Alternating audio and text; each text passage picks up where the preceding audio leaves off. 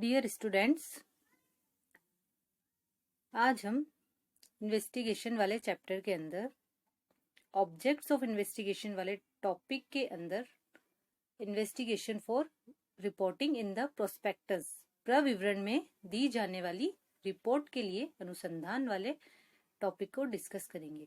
इस टॉपिक को डिस्कस करने के बाद हमारा यह चैप्टर कंप्लीट हो जाएगा। तो हम देखते हैं, फर्स्टली हम देखते हैं प्रोस्पेक्टस क्या होता है, प्रविवरण क्या होता है। तो प्रविवरण एक औपचारिक और एक कानूनी दस्तावेज होता है जो कि किसी भी कंपनी द्वारा जारी किया जाता है। कोई भी कंपनी अपनी प्रतिभूतियों की सदस्यता या खरीद के लिए जनता से प्रस्ताव आमंत्रित करने के लिए प्रविवरण को जारी करती है। और यह काम कौन करता है? सार्वजनिक कंपनी जो होती है ना, सार्वजनिक कंपनी अपने शेयर्स और डिबेंचर्स को की खरीद के लिए जनता के सामने प्रस्ताव आमंत्रित करती है और इसी के लिए वह प्रविवरण को जारी कर सकती है। लेकिन एक निजी कंपनी को इस प्रविवरण जारी करने की आवश्यकता नहीं होती है। केवल सार्वजनिक कंपनी को ही डिबेंचर्स और शेयर्स को खरीदने के लिए जनता के सामने प्रस्ताव रखने के लिए प्रोस्पेक्टस को इशू करने की जरूरत होती है। तो जब प्रविवरण को इशू किया जाता है तो उसके साथ एक रिपोर्ट लगाई जाती है जिसमें कि कंपनी की पोजीशन होती है, कंपनी के बारे में इंफॉर्मेशन होती है। तो उस रिपोर्ट को बनाने के लिए इन्वेस्टिगेशन करवाया जाता है। तो उस रिपोर्ट प्रविवरण में जो रिपोर्ट दी जाती है ना प्रोस्पेक्टस में, उसके लिए इन्वेस्टिगेशन किया जाता है। तो उसके लिए कितनी तरह की रिपोर्ट दी जाती है ये हम देखते हैं। 2 टाइप्स की रिपोर्ट दी जाती है, auditors report and investigating accountant report. अब हम देखते हैं ऑडिटर्स रिपोर्ट क्या होती है।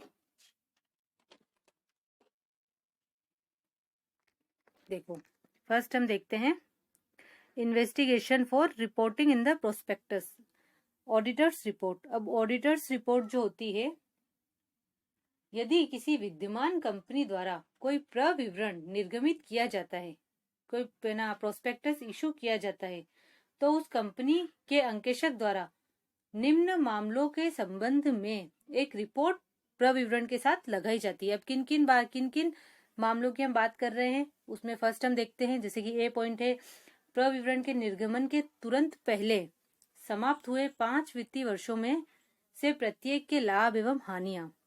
ठीक है, प्रॉफिट और losses for each of the financial year proceeding immediately before the issue of the prospectus. मतलब प्रविवरण इशू होने से पहले के 5 वर्षों के प्रॉफिट एंड लॉस अकाउंट्स। ठीक है। सेकंड है, जिस अंतिम दिन तक कंपनी के खाते बने हैं, जिस अंतिम दिन तक कंपनी के खाते बने हैं उस दिन कंपनी की संपत्तियां एवं दायित्व, कंपनी की एसेट्स और लायबिलिटीज कितनी है जिस दिन तक कंपनी के खाते बने हुए हैं। सी पॉइंट हम देखते हैं, थर्ड पॉइंट, प्रविवरण के निर्गमन के तुरंत पहले समाप्त हुए 5 वर्षों में से प्रत्येक वर्ष के जो ऋणी है, इक्विटी है, प्रेफरेंस है, शेयर्स के बारे में इंफॉर्मेशन, जो शेयर्स और डिबेंचर्स और प्रेफरेंस शेयर्स इनके लिए चुकाए गए, जो डिविडेंड जो डिस्ट्रीब्यूट किया है और जो बकाया है उनकी इंफॉर्मेशन देनी होगी। फोर्थ पॉइंट है, यदि किसी कंपनी की सहायक कंपनियां हैं तो कंपनी के लाभ हानि तथा संपत्तियां एवं दायित्व को जो हमने ऊपर अभी पढ़ा उस तरह से बता दिया जाएगा कि 5 वर्षों के की प्रविवरण के निर्गमन से तुरंत पहले के समाप्त हुए 5 वर्षों के वित्तीय वर्षों में से प्रत्येक के लाभ हानि को बताया जाएगा। फिर जिस दिन तक कंपनी के खाते बने हैं, सेकंड पॉइंट है, उस दिन कंपनी की संपत्तियां और दायित्व। थर्ड है, प्रविवरण के निर्गमन से तुरंत पहले के 5 वर्षों में प्रत्येक ऋणी, इक्विटी, प्रेफरेंस और उनके डिविडेंड के बारे में इंफॉर्मेशन। ये सब उस कंपनी के बारे में जिसके प्रोस्पेक्टस को इशू करने के लिए हम इन्वेस्टिगेशन कर रहे हैं, उसके लिए ये सब इंफॉर्मेशन कर ली जाएगी, ये सब इन्वेस्टिगेशन कर लिया जाएगा। उसके बाद अगर उसकी कोई सहायक कंपनियां हैं तो सहायक कंपनी के लाभ हानि, संपत्ति, दायित्व को हम देखते हैं निम्नलिखित तरीके से, जो मैं आपको बता रही हूँ उस तरीके से में से किसी एक के अनुसार बताया जाएगा। इसमें हम फर्स्ट पॉइंट देखते हैं कि सभी सहायक, उस कंपनी की सभी सब्सिडरी जो कंपनीज हैं, सहायक कंपनी है, के सम्मिलित लाभ अथवा हानियों तथा सम्मिलित संपत्ति और दायित्वों को बताया जाएगा।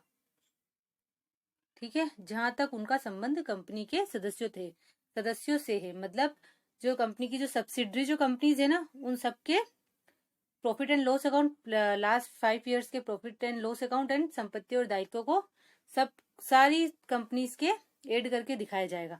सेकंड पॉइंट हम ये कर सकते हैं कि सारी सहायक कंपनियों के लाभ हानि का विवरण तथा संपत्ति और दायित्वों का विवरण अलग अलग बताया जाए हर एक कंपनी के लिए, ये भी हो सकता है। एक थर्ड पॉइंट हम यह कर सकते हैं कि सभी का एक साथ, जो जिस कंपनी के प्रोस्पेक्टस के लिए हम इन्वेस्टिगेशन कर रहे हैं उसका एंड उसकी सब्सिडरी जो कंपनीज हैं उसका सबका एक साथ कंबाइंड हम बना लें प्रॉफिट एंड लॉस अकाउंट की information and assets and liabilities की इंफॉर्मेशन। तो अगर हम ये थर्ड पॉइंट को अगर हम फॉलो करते हैं तो कंपनी को वो जना जिसका हम इन्वेस्टिगेशन कर रहे हैं उसके लिए अलग से विवरण देने की जरूरत नहीं होगी, फिर एक कंबाइंड स्टेटमेंट दिया जाएगा। ठीक है, नेक्स्ट हम देखते हैं प्रिपरेशन ऑफ ऑडिटर्स रिपोर्ट, मतलब अंकेशक जो है उस रिपोर्ट को कैसे प्रिपेयर करता है। अब वो देखता है, फर्स्ट इसमें हम देखते हैं मेथड्स ऑफ एडजस्टमेंट, समायोजन के तरीके। अब जो ऑडिटर है अपने इंफॉर्मेशन को किस तरीके से एडजस्ट करेगा, उसको कैसे डेटा के रूप में करेगा या फिर इंटरप्रिटेशन के रूप में लिखेगा, मतलब आंकड़ों के रूप में उसको करेगा इंफॉर्मेशन को, या फिर उसके ऊपर कोई टिप्पणी देगा, ये उसको ऑडिटर सोचेगा कि उसको किस तरह से करना है। फिर सेकंड पॉइंट है समायोजन का स्वभाव, नेचर ऑफ इन्वेस्टिगेशन। इसके अंदर ऑडिटर यह देखेगा कि वह किन किन बातों का समायोजन करे, किन किन बातों को अपनी इन्वेस्टिगेशन रिपोर्ट के अंदर इंक्लूड करे। यह जो कंपनी विधान है उसके अंदर, जो कंपनी एक्ट है उसके अंदर कहीं भी यह निर्धारित नहीं है कि ऑडिटर के समायोजन का स्वभाव क्या है, वह किन बातों को इंक्लूड करे और किन बातों को छोड़े। यह अंकेशक पर निर्भर करता है तथा उसके इन्वेस्टिगेशन के स्कोप पर निर्भर करता है कि वह किन बातों को इंक्लूड करे और किन बातों को नहीं इंक्लूड करे। नेक्स्ट है adjustments in statement of profit and loss account, लाभ हानि खाते के विवरण के संबंध में समायोजन। तो वो लाभ हानि खाते के विवरण के लिए क्या क्या समायोजन करेगा, जैसे कि बैड डेब्ट्स के लिए अगर उसको कोई समायोजन की जरूरत है, या कोई इनकम एंड एक्सपेंडिचर के लिए, तो वह उसको एडजस्टमेंट्स करेगा प्रॉफिट एंड लॉस अकाउंट से। फोर्थ पॉइंट है संपत्तियों तथा दायित्वों का समायोजन, assets and liabilities, adjustments in respect of assets and liabilities. Assets and liabilities के अंदर किसी समायोजन की जरूरत है तो इन्वेस्टिगेटर या ऑडिटर जो है उसके अंदर समायोजन करेगा। अंकेशक की रिपोर्ट में वे संपत्तियां एवं दायित्व बताए जाते हैं जो अंतिम चिट्ठे के दिन होते हैं, तो उसके अनुसार वह समायोजन करेगा। अब जब अंकेशक सारे समायोजन कर लेता है, ऑडिट रिपोर्ट की तैयारी कर लेता है, तैयार कर लेता है, फिर उसके बाद ऑडिटर क्या करता है, इस रिपोर्ट का उद्देश्य क्या होता है। अंकेशक की इस रिपोर्ट का उद्देश्य यह होता है कि जो विनियोजक हैं वह विनियोजक क्या करते हैं, कंपनी की भावी लाभार्जन शक्ति, जो फ्यूचर अर्निंग कैपेसिटी है, भावी लाभार्जन शक्ति का अनुमान लगा सके। अंकेशक को इस संबंध में अपनी ओर से कोई अनुमान पेश नहीं करना चाहिए। अंकेशक ऐसा नहीं बोल दे कि ना आगे वाले ईयर्स में इस कंपनी के शेयर्स बढ़ते जाएंगे या फिर कंपनी लॉस में जाने वाली है, उसे अपनी तरफ से कोई भी अनुमान नहीं लगाना चाहिए। जो कंडीशन है उसको एज इट इज प्रेजेंट करना चाहिए, क्योंकि यह विनियोजकों के हितों से जुड़ा हुआ होता है। ठीक है, बल्कि ऑडिटर को विधान द्वारा चाहे गए तथा फैक्ट जो है उस रिपोर्ट से रिलेटेड वो ही प्रेजेंट करने चाहिए। ठीक है, नेक्स्ट है इन्वेस्टिगेटिंग अकाउंटेंट्स रिपोर्ट। अनुसंधान लेखापाल की रिपोर्ट। सेकंड रिपोर्ट है ये, जो कि प्रविवरण को बनाते समय बनाई जा सकती है। यह प्रविवरण द्वारा प्रस्तावित अंशों एवं ऋण पत्रों से प्राप्त धन का उपयोग प्रत्यक्ष या अप्रत्यक्ष रूप से किसी व्यवसाय को खरीदने या पूंजी या लाभ या दोनों में से 50% से अधिक हित प्राप्त करने में किया जाएगा, तो उससे व्यवसाय के संबंध में किसी चार्टर्ड अकाउंटेंट द्वारा तैयार निम्नलिखित तथ्यों पर अनुसंधान लेखापाल की रिपोर्ट प्रविवरण में शामिल करनी होगी। अब इस रिपोर्ट के अंदर वह क्या क्या इंक्लूड करेगा? फर्स्ट है, प्रविवरण के निर्गमन से तुरंत पूर्व समाप्त हुए 5 वित्तीय वर्षों में से प्रत्येक के लाभ अथवा हानियां, ये उसमें किया था ऑडिटर्स की रिपोर्ट के अंदर। बी पॉइंट है, जिस अंतिम दिन व्यवसाय के खाते बने हैं। बी पॉइंट है, सेकंड पॉइंट, जिस अंतिम दिन व्यवसाय के खाते बने हैं उस दिन व्यवसाय की संपत्तियां एवं दायित्व, ठीक है, लेकिन यह प्रविवरण निर्गमन के 120 दिन से अधिक पहले का नहीं होना चाहिए। ये भी इसकी कंडीशन है कि जो प्रोस्पेक्टस इशू किया जा रहा है उससे 120 दिन पहले के अंतिम खाते बने हुए नहीं होने चाहिए।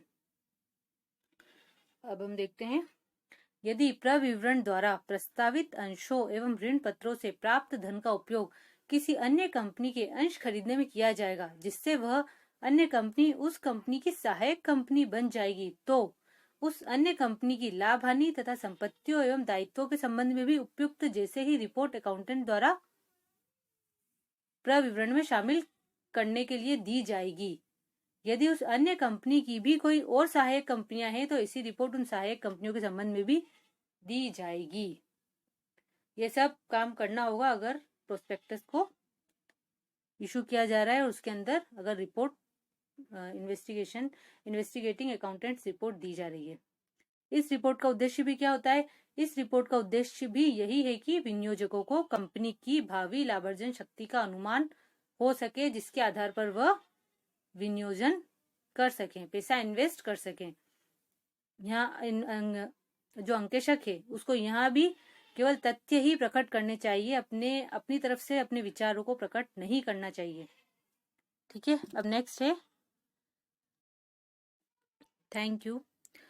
हमारा इन्वेस्टिगेशन वाला चैप्टर यही कंप्लीट होता है। नेक्स्ट कंपनी ऑडिटर वाले चैप्टर पे बात करेंगे। तो आज के लिए बस, थैंक यू।